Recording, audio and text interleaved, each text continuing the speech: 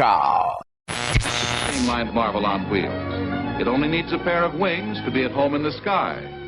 Formidable indeed is its nose. Ear so that I know I can hear you. Ken. There you go. Ken. There you go. Shelly Brisbin, everybody. Doing exactly what I asked her, which was talking in my ear. Although, try to follow instructions.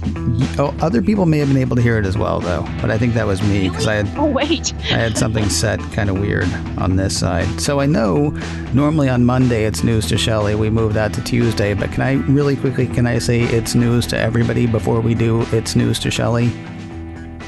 Sure. All right. It's news to everybody. Well, I mean, from me to everybody, although not really everybody. I'm speaking in a couple of weeks at a Mac user group. Actually, a Mac user group in Austin, Texas. Really? Yeah, I'm not going. You're not virtually, I assume. Oh, yeah, virtually. Yeah. Say hi to him for me. I will do that. Only the second time I've ever talked to a Mac user group. Really? Wow, that's an oversight on many Mac user groups' part then. You should invite Ken to talk to you. No, I don't know about that, though, because here's the thing.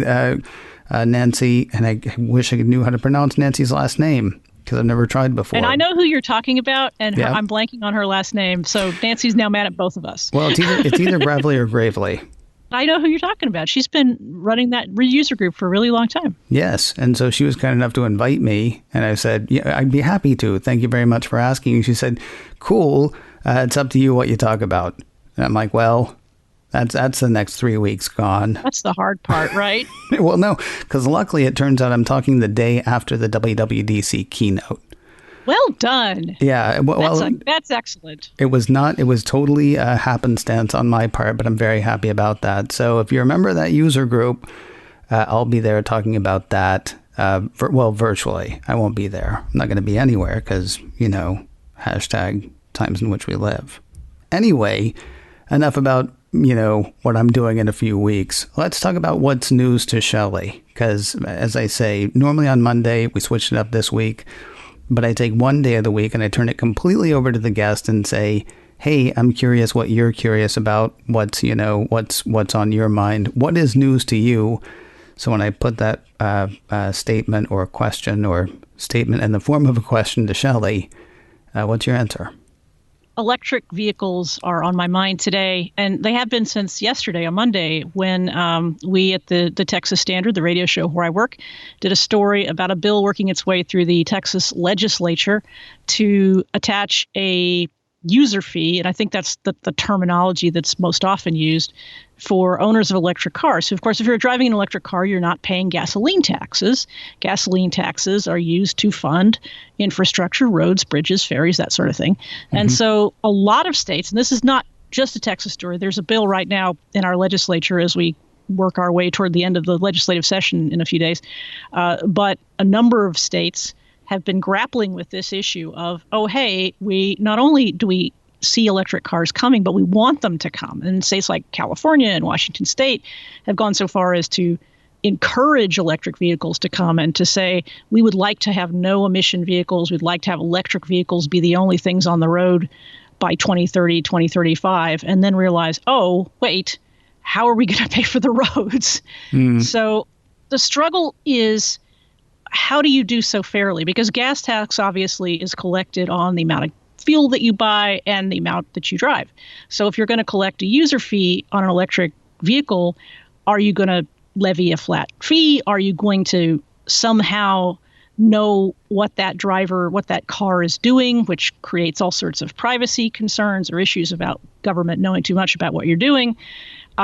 So there are states that have done pilot programs. The federal government has supported some of these pilot programs, but nobody has really figured this out yet. And those people who are charged with figuring out how we're going to pay for stuff in a few years are looking down the road, and they're seeing specifically, hey, we're just not going to have enough money because electric cars are inevitable. We're just not going to have enough money unless we figure out how to pay for this to maintain roads. And a lot of people would argue that our roads and bridges and transportation infrastructure is already in a lot of need.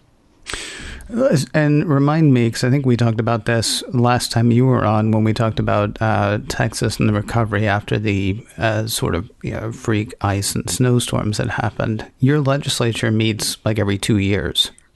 They meet every 2 years from January through May, once every 2 years. All right. And then they have an almost inevitable, it doesn't happen every time, but they have an almost inevitable set of special sessions. And sometimes it's 2 or 3. This time, there will be at least one, probably in the fall. But what it means for the purposes of this conversation is that a whole bunch of stuff that hasn't been worked on throughout most of the session is being worked on this week, because Tuesday next week is the last day of the session. And this is the kind of thing that probably won't end up in a special session, but everything else will. So they're doing things like this. There's a decent chance it'll pass. And in Texas, what's interesting about it is that a lot of people feel that it's not so much about increasing revenue. It actually acts as a disincentive to electric cars. And here in Texas, we make a lot of money through oil and gas, not just the taxes, but through selling that stuff. Yeah. And so there are some people whose political perspective on this is, if we discourage people from buying electric cars, they'll continue to have an incentive to buy fuel-using cars, even though those cars are being taxed. Well, actually, it sounds like a good plan, because all of that tax money will, of course, go to help Texas recover from all of the, climate change causing disasters. That's 100% the plan. Yeah, because I feel certain this is definitely not, cutting off your nose to spite your face. Let me. So, what is the plan? Forgive me. You may have said it, and I may have missed it, because 4.5 years ago, I think I was listening to an NPR news story, and they were saying that there was a talk of trying to tax robots.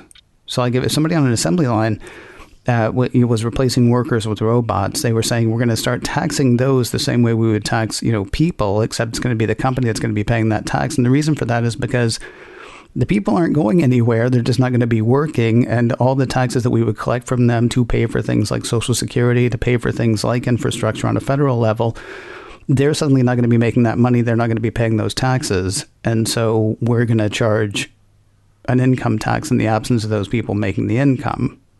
Are we talking about sort of Well, that's the challenge, is figuring out what that fee is going to look like. Is it going to be, you have an electric car, you have to pay a fee rather than a tax? Just call it a fee, because perhaps you would be charged on your driver's license renewal, or your tags renewal, rather. Perhaps you'd be charged essentially a flat rate, a couple of $100 a year, perhaps, because that's a number that's been floated in Texas. But other states have looked at how gas taxes obviously are based on use, right? So it's how much gas you use and how far you go. Right. And so in order to charge an electric vehicle owner on that basis, you have to know what that vehicle owner is doing. So you've got to have a gadget in the car. Or in Hawaii, part of their yearly inspection process is they take an odometer reading. So one way you could do this is compare those odometer readings, and you could assess a tax based on mileage. And the other part of that argument, and I am not somebody who has a fixed position on this. I want more electric cars to be on the road. I don't know what the solution is. So I'm sounding like I'm hedging, but what I'm saying is this is what I've learned, but this is not what I've decided I think about it. But one belief about a tax that's based on consumption is that it's regressive, because if you have less money and you're having to drive further for work because you've been forced to live a good distance from where you work for financial reasons, you're having to pay more tax, which is true of a gas tax. It's no more or less true of an electric car tax than it would be of gas tax. So I feel like those who are doing this in good faith they still don't have a mechanism by which to levy this kind of tax that people can agree on. And the federal gas tax hasn't been increased since 1993, which is the rate, I should say, which is something that has been, repeatedly brought up when people talk about transportation infrastructure. And then, of course, states charge taxes.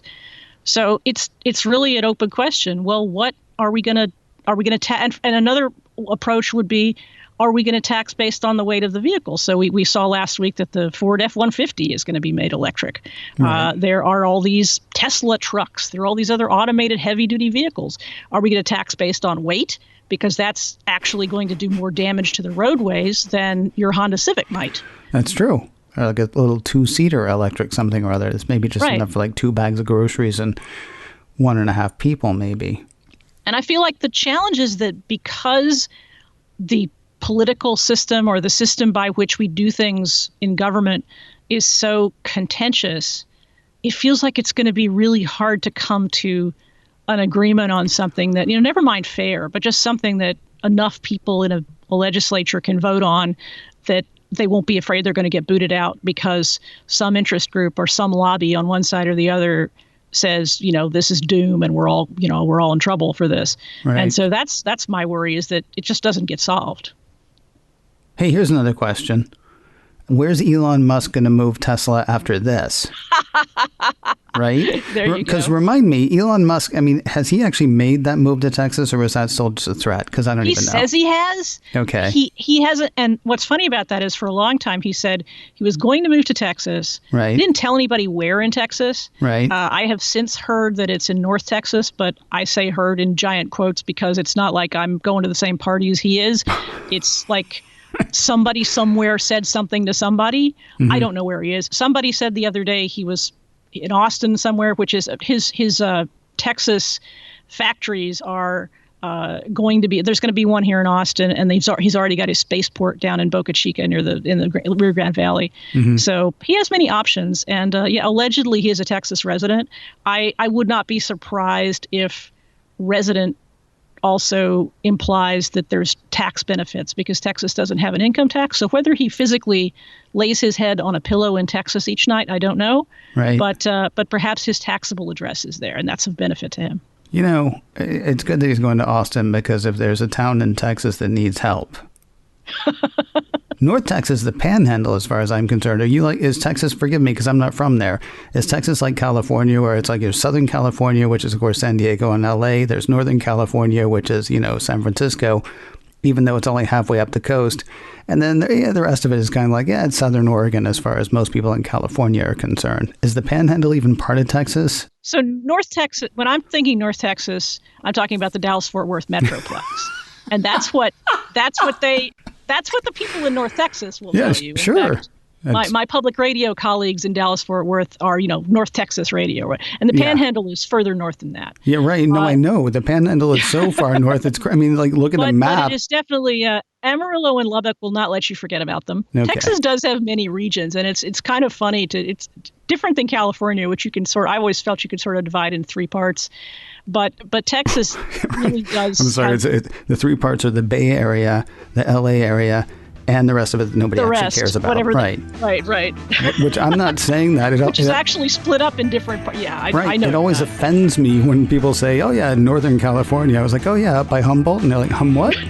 Where? Right. Never heard of it.